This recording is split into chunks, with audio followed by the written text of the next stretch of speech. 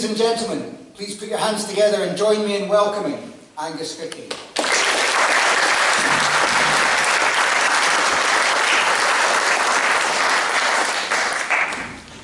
Good evening, ladies and gentlemen. Firstly, I would like to thank Russell and the rest of the Dunblane Birds Club for asking me to deliver this toast to the Lassies. This toast, as per tradition, has jokes poking fun at our beloved Lassies. However, with us in the audience tonight is my twin sister Ishbel, my mum and my grandmother, so we'll see if I'm still alive by the end of the toast. However, I won't be letting that stop me. At the first Burns supper, the toast to the Lassies used to thank those who prepared the meals that set the event, so I would like to add my thanks to the wonderful catering staff who prepared that lovely meal.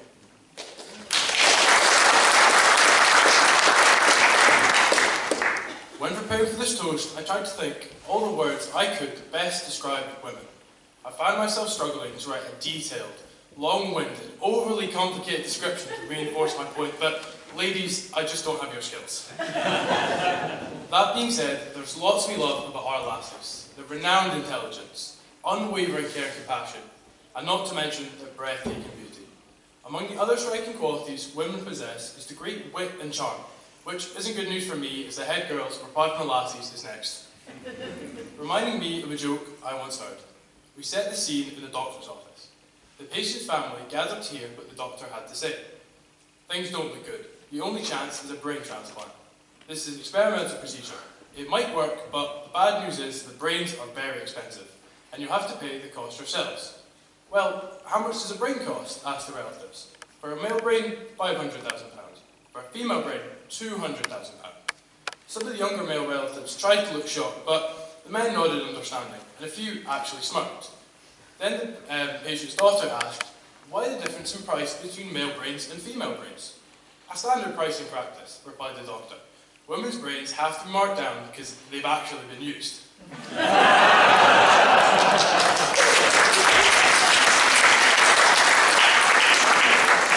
Burns made his adoration for the Lassies abundantly clear with his romantic, poetic ability, and to be honest, I can see why he used it for a less than noble cause.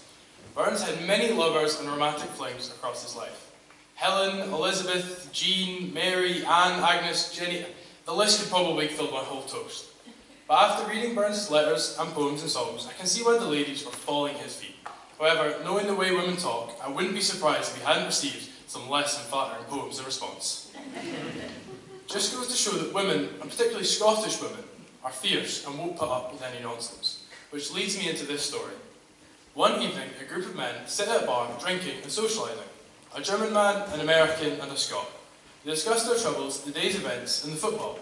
But then the conversation takes a turn towards their home life. The German man begins his story. He asked his wife to iron a shirt every day before work. His wife, being of principle and fortitude, refused the notion. On the second day, the shirt remained unironed, his wife still not willing. On the third day, it was no different. On the fourth day, however, the wife gave in to her husband's moaning and came down that morning to a freshly ironed shirt. The American man recalled a similar instance. He had asked his wife to pour him a glass of whiskey every night before he went to bed. Being of similar principles, she was not at all fond of the request, so the first night, no whiskey was poured. Neither on the second, nor the third. The fourth night, however, after a tremendous argument heard from 2 towns over, the wife poured the whiskey. Finally, the Scottish man begins to tell his tale. I asked my beloved wife to clean our living room because it was beginning to look a terrible state. On the first day, I saw nothing. On the second and the third day, there was no change. I still saw nothing. On the fourth day, however, the swelling in my eyes finally started to go down.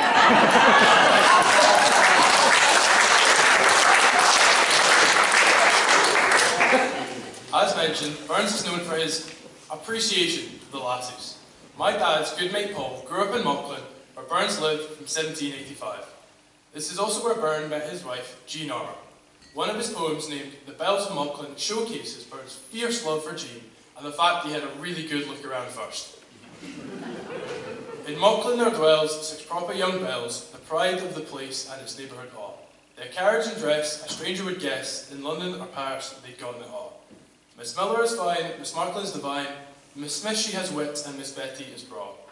There's beauty and fortune to get with Miss Morton, but arm is the jewel for me or them all.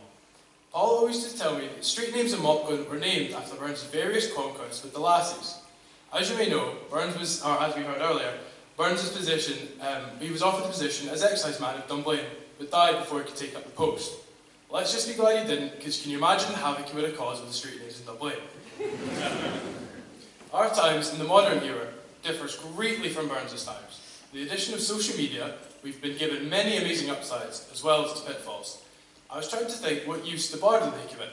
Twitter, perhaps, for his radical political statement, such as ideas about parliamentary reform as action against the monarchs and aristocrats of the time.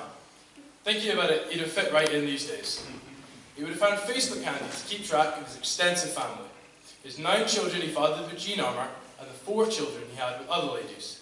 He may have used YouTube as a creative outlet to regale the world with his poetry and song, such as "My love is like a red, red rose."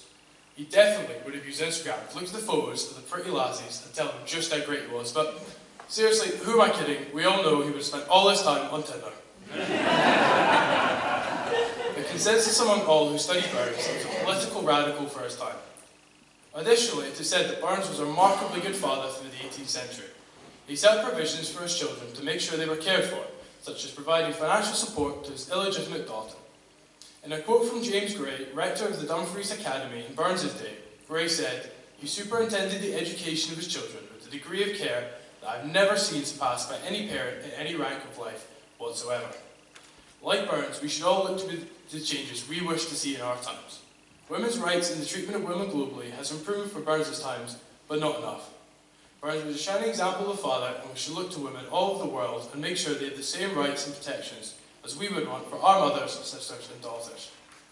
Now, I couldn't write this toast and not talk about the most important lassie in my life, my twin sister Ishbel. Where would I be without her? We get on really well, but I thought this would be the perfect time to throw in a little bit of sibling rivalry. Our daily lives show all the things that men can do better than women. For example, I'm taller, I have bigger muscles, better hair, I'm more stylish, but maybe not tonight. I can definitely cook better. We'll probably give that one to her too, but actually, 100% for sure, I can say I'm more humble. Let's move on, shall we? But seriously, while researching for this toast, I found a lovely bit of Burns that really reflects our relationship. This is an extract from The Carter Saturday Night. "With joy unfeigned, brothers and sisters meet, and for each other welfare kindly spears. The social hours with winged unnoticed fleets, each tell the uncos that he sees or hears." That's what we love about the Lassies. They just make every day better. The compassion, the caring, the heartfelt moments, telling us when we're being stupid. I'm sure Ishbel will have some feedback after tonight.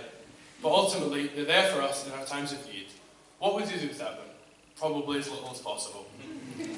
I'm far from a poet myself, so it seems appropriate to leave you with an extract from the 1787 letter from Miss Burns to Miss Margaret Chalmers. "I look upon the opposite sex with something like the admiration with which I regard a starry sky and a frosty December night. I admire the beauty of the Creator's workmanship. I am charmed with the wild but graceful eccentricity of their motion, and wish them good night." With that said, gentlemen, it's time for me to invite you to be upstanding.